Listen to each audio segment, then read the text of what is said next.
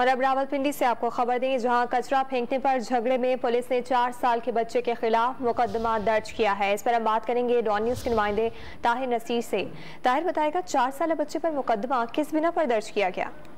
जी देखिए, थाना नसीराबाद का इलाका है। यहाँ पे लड़ाई झगड़े के दौरान 4 साल सईद अहमद के ऊपर नसीराबाद पुलिस ने मुकदमा दर्ज कर लिया। आज वो 4 साल बच्चा अपने बुकला के हमरा इस रावलपिंडी के एडिशनल सेशन जज की अदालत में जमानत के लिए आया, तो अदालत ने पुलिस पर बर्मी का इजहार करते हुए ये रिमार्क किए कि क्या आप देख नहीं सकते कि किसको नामजद कर रहे हैं? एक 4 साल बच्चा ईंट या पत्थर कैसे उठा सकता है?